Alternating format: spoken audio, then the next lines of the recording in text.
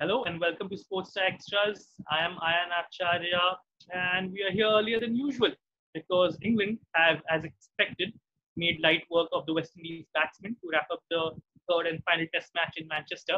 And with that, the series.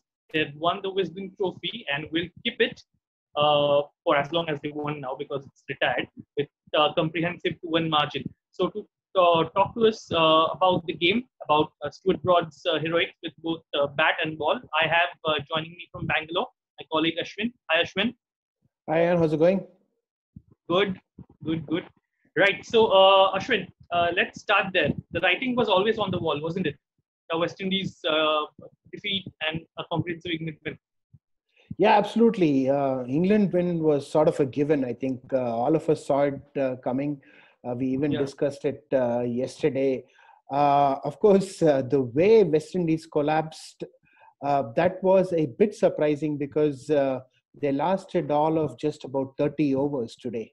So we thought that it would take at least about 50 odd overs. It didn't even take 50 overs, just 30 odd overs, and they lost all the remaining 8 wickets.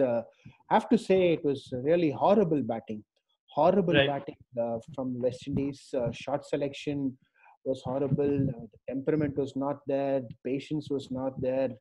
I mean, it was just all over the place. And fitting victory for England, deserving series victory for England as well. Right. That's quite the reversal of fortunes for the West Indies as well, right? Like starting off with the win in Southampton, it was a very sprightly performance. It was a very combative performance from them because it was a tricky total, 200. They were wobbling around, around the halfway stage, and yet Blackwood bailed them out of the woods and sort of gave them a 1-0 lead in the series. But since then, it's been all downhill for them, and it sort of culminated with this meek surrender in Manchester. Thanks in large part to, of course, Stuart Broad, who claimed his 500 test wicket. What more do we say about Broad? Oh, yeah. I mean, we saw this coming as well. He's the man in form, getting the ball to move around. He knows exactly how to exploit the conditions. No surprises at all there. Maybe the Walks getting 5 wickets, maybe that was more of a surprise because he took the limelight away from Archer and Anderson. We thought probably Archer and Anderson would have a bigger say on the final day, but Walks did his part too. As good as Broad today, picked up 5 wickets, crucial 5 wickets, and helped England. Staying on the Broad topic here, he bagged a match haul of 10 wickets. He's got 500 test wickets now. Just looking at his average, I was scrolling through some numbers.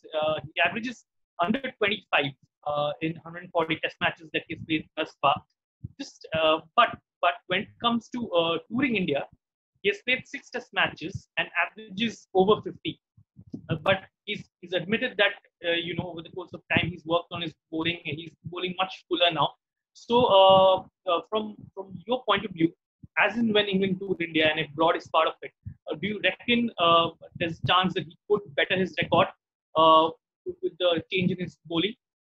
Oh, yeah, definitely. I think he will better the current record. I mean, there's no way he's going to average 50 in India anymore. I think those were probably the earlier era in his career. Now he's a much improved bowler. Like you said, he knows the right lengths. He knows how to use the new ball well as well. So there's no reason why he cannot do well in the subcontinent. Of course, he cannot expect the same type of movement right through the day like what he gets in England. But he's a clever bowler. He's an experienced bowler. He knows how to use the variations, the seam, the little cutters, and the small changes in length. There's no reason why he cannot do well when it comes to India. Right. And about West Indies, I mean, Jason Holder has previously talked about how the batting needs to come together as a unit. That was something that was lacking throughout. Even the first test win, it was down to individual brilliance of Blackwood. Had he not, survived, who knows, England would have won the series 3-0. So where do you see West Indies heading from here in terms of, just that teamwork? Forget about batting, bowling, just putting together a cohesive unit. Does it look good for West Indies in Test cricket, Ayan? We have to call it like it is. I mean, the batting looks totally out of depth. Yeah, There is no way around this, because it's just lacking in all aspects. There is no patience. They want to, throw away the wickets. They're not around for the long haul. They don't have the technique. I mean, they're stuck at the crease. There is no positive forward or backward movement. They're sort of just hanging their bats out there and, just planted on the crease. It is suicidal to not use your feet in England or anywhere else. And quite honestly, some of the shot selection today was horrific. I mean, yeah, Hope going for a big pull and top edging, and then Chase getting out to a run out. I mean, in what world would you want to take quick yeah, singles in this situation? What does that one run matter to you? yeah, It doesn't matter at all. I mean, this is like, it was almost like schoolboy errors, and the rest of them, Dowrich, same old problem. yeah, Moving too far back and across, Brathwaite and the others, just stuck on the crease. Plum LBW candidates, they need a complete overhaul when it comes to their test batting. I'm not saying that they need to change the personnel necessarily, but a huge shift in attitude at the minimum. yeah. And speaking of Hope in particular, like he's had a lean patch for a long time. Maybe I'm sure the selectors will look into his place in the side with regards to the contribution that he's bringing to the table. No doubt, quality batsman, but all great batsmen, all budding players have had a lean patch when they've had to sort of sit back and take stock of the situation and then come back better and stronger. So I guess Hope finds himself in a similar situation. West Indies perhaps would have been better served by someone like Shimron Hetmaya or Darren Bravo, who opted out of the series. So maybe they will take solace in the fact that had those two traveled with them to England, the situation could have been different. But kudos to the West Indies. I mean, before we wrap up our analysis for this Test match and for the series, kudos to them for agreeing to tour England in such an unprecedented time. Absolutely. Kudos to West Indies, and kudos to the ECB and everybody involved with making this series happen.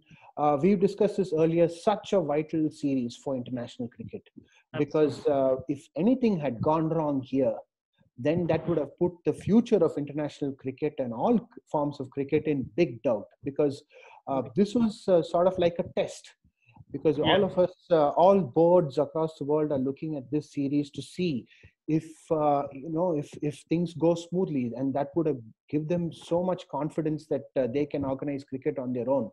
Now all the boards will see that things have gone on well.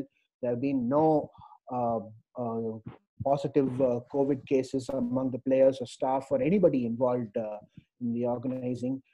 Apart from that stray incident that we had with Archer, but of course he was punished, and he followed.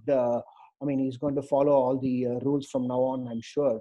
So this is a huge, huge boost to international cricket, and a huge boost to international sports as well.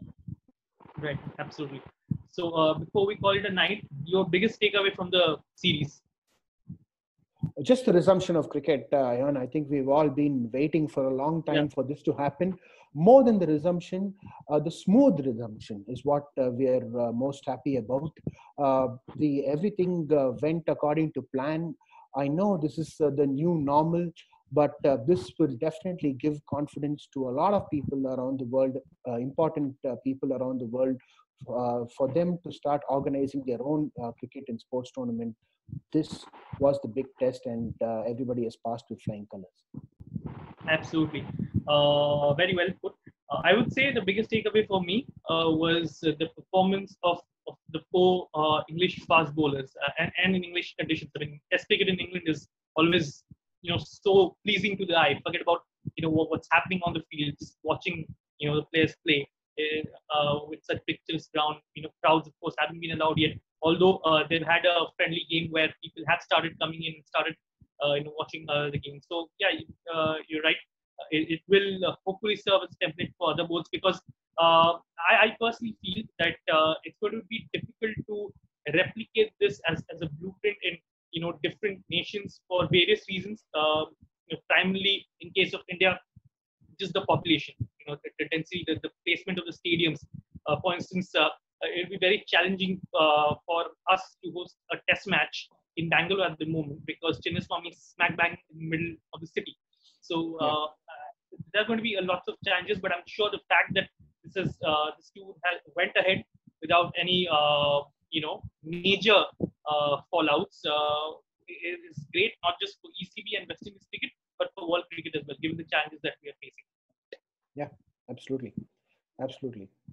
So yeah, I mean, that would be all from our side. It was great bringing you the action from all the 3 test matches. The next challenge awaiting England are the 3 tests against Pakistan, Ashwin. So English team will be primed now, right? With all their bowlers firing on all cylinders and Yeah. batsmen too. Oh yeah, I mean, what a way to head into another series. I mean, 2 wins on the trot. You've wrapped up the series. Bowlers are in prime form. Batsmen are doing well as well. You've got 4 of the best seamers in the world. Home conditions again. Conditions are going to favor you again. And not a terrifically threatening Pakistan batting lineup. They do have a few inexperienced players there, at least at the test level. So yeah, I mean, everything's set up for another series win for England. Right, absolutely. So that'd be all. Something tells us that it might just boil down to an English bowling attack versus Pakistan bowling attack. They are known to have these extremely good young pacers who, given the conditions, which are obviously favorable fast bowling, could come good. So we could be in for another mouth-watering contest. We'll get you all the updates and analysis from that series as and when it gets underway. That would be all from our side. Thank you so much for joining us. Thank you, Ashwin. Thanks, Ayan.